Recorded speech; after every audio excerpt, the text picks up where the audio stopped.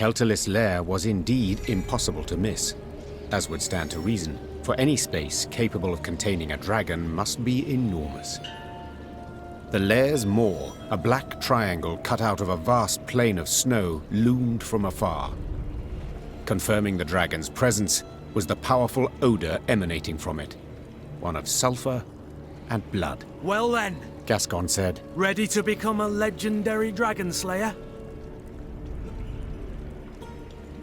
My father oft said, never should you count pelts till the hunt is through. Meve said, dismounting her horse. It's all the more true when you hunt dragons. He's wounded, yes, but one puff of flame, and we shall be not legends, but corpses. Leave all thoughts of foolhardy bravery behind. The Lyrians crept across the dragon's threshold. They walked single file, shields raised, watched by bats hanging from the ceiling. Keltalis lay curled up on a bed of diamonds and gold coins turned red from his blood. Seeing how he strained merely to lift his massive head, Meve knew the dragon no longer posed any threat. Come to finish what your poison began? The monster croaked hoarsely. Fine. Do it then. Keltalis turned over, exposing his vulnerable underbelly, and waited calmly for the fatal blow.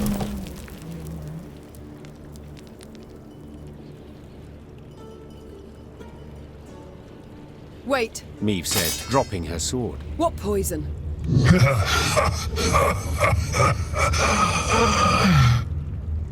Keltalis laughed while squeezing his bleeding side in pain.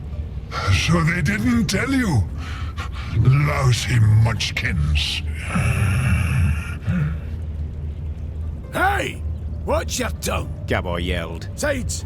I didn't ken anything about it. Keltalis looked the Lyrians over mistrustfully with his snake-like eyes, then began to tell his tale. The caravan Meve had met on the road was different to the others. This time, Keltalis's meat had been pickled in a special brine, one spiked with poison. As the dragon lay curled up in pain, Ferenc dwarves entered his lair and smashed his heads. So if I understand correctly, Meve interrupted. you're female. Correct. Same as you. As if on command, all Lyrian eyes turned to Gabor. Dinna look at me! We didn't peek under his, its tail. If I may, Reynard interjected. these revelations about Keltalis' sex are undeniably fascinating. But I'm more curious why the Ferences stooped to such a dishonorable deed. That's easy enough to guess. Meve said. They were afraid the dragon would soon demand more tribute to feed its young, so they decided to strike preemptively. A wise and noble deed. Ache cried. Evil must always be nipped in the bud. To the Ferences' misfortune, they delivered too small a dose of poison. Infuriated at the sight of the broken eggs, the dragon gathered its strength and flew to the nearest town. Meve saw for herself what happened then. And now it was up to her to decide how this story would end. The dragon had killed dozens, perhaps even hundreds, but had been provoked first by the dwarves' heartless cruelty. Did it thus deserve death or mercy?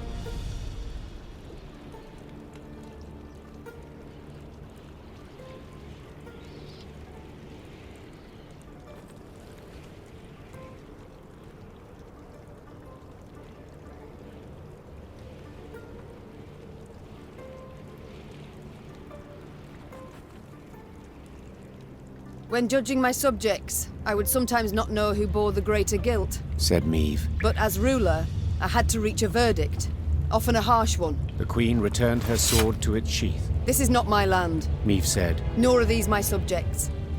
I don't have to choose the lesser evil. Meve! Gabor hissed. Bruver will be furious.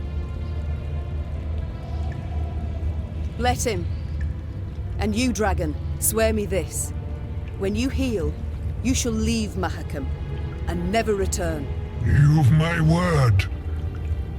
And my gratitude. Maeve was about to leave the cavern when the dragon blocked her way with its tail, then gathered a smattering of valuables at the Queen's feet. Each would be the prize of the Lyrian crown jewels. News that Maeve had spared the dragon, which had killed dozens of dwarves, did indeed enrage the inhabitants of Mahakam, the Ferences in particular. But when the clans considered driving the Lyrians from the pass, Elder Vavrenek opposed it. No matter what happened after, he had sworn Maeve his undying gratitude. Your Grace, 'tis not right. Calm down, Sir Aig. What's the problem? The deed you've committed, most foul. As the good book says, whosoever standeth idle in the face of evil proveth guilty of the same. Know that I never stand idle, yet I cannot stop you from doing so. Thus I must leave. I refuse to play any part in the wickedness you perpetrate.